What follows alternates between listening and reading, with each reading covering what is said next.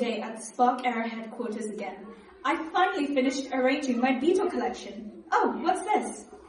It's a letter from Rihanna. She says that she found her calling in researching volcanoes, so now she's gone off to Peru to investigate them, and she wishes us the very best. And she's looking forward to a salary which isn't exclusively beetles. Oh, that's why I'm here. Hi guys. Celine is doing work experience with us, but I hope Rihanna sends us lots of cool postcards from volcanoes. We finally got in the time to sit down and relax and... Detective! I have another emergency. Another one! What is it? Do you guys remember how we found atoms, which are really small? And then we found protons and electrons and neutrons, which are even smaller? Mm-hmm. Well, my brother still doesn't believe that I could possibly be taller than these things. So what do we do? Oh my goodness, we could use... No, it's too dangerous. There's lots of different ways of proving that atoms exist and the subatomic particles inside them. Like using the... No. But we could use the time travelling gun. Perfect! Set it to 1827. Okay. Wait. That looks right. Okay, 3, 2... This is a plant lab. Did we go to the wrong place? Oh, this is where Robert Browning discovered Brownian motion. I'm Robert Browning. I'm a botanist who studied plants and I helped to find atoms. One day in 1827, I was looking through my microscope at teeny tiny pollen grains and saw that they were jiggling around.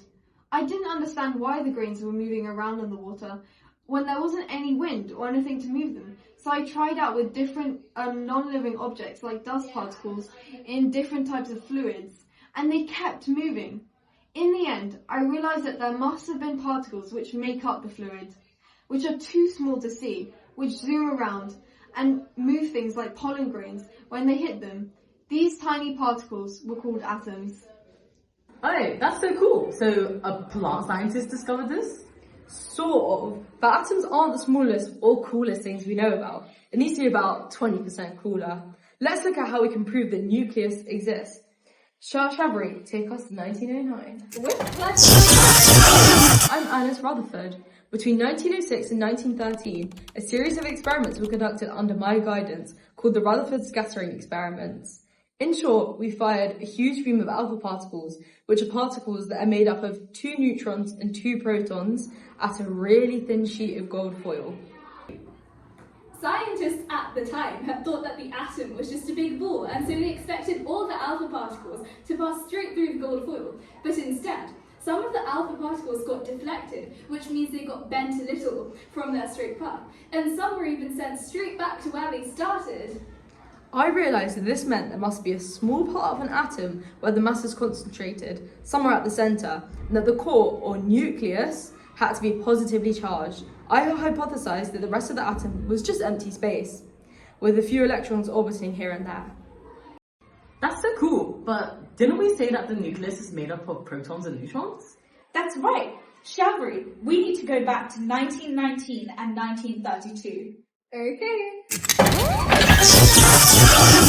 Hello again, detectives. So, following on from the gold foil scattering experiment, where I realised that there was a positively charged mass at the centre of every atom, I decided to conduct another experiment. This time we bombarded nitrogen atoms with alpha particles. Did you know that nitrogen is a gas that makes up 78% of the air we breathe? Anyways, when we bombarded the nitrogen atoms with alpha particles, I realised that the atoms were emitting the nuclei of hydrogen atoms, which had a positive charge. I realised that this must be one of the elementary particles inside an atom, and I named it the proton. By the time 1932 rolled around, people were beginning to realise that only protons were not enough to make up the mass of the nucleus, and so there had to be another particle in the nucleus which had roughly the same mass as a proton, but no charge. In that same year, I, James Chadwick, the great and powerful, heavily inspired by Rutherford's work, bombarded beryllium atoms with alpha particles and discovered that they emitted a particle similar to the proton, but which had no charge. I called this the neutron. But like, what about the smallest part of the atoms, the electrons? Let's go back to 1897 and find out. I'm JJ Thompson. In 1897, I conducted an experiment where I proved that a bright ray that we call a cathode ray is made up of tiny negatively charged particles called electrons.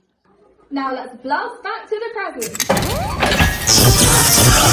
I sure am glad to be back. And we learned so much along the way. And even better, we know our time traveling gun works. Thank you so much for today, detectives, and see you next time. And that's another day at the Detective Society. Woo!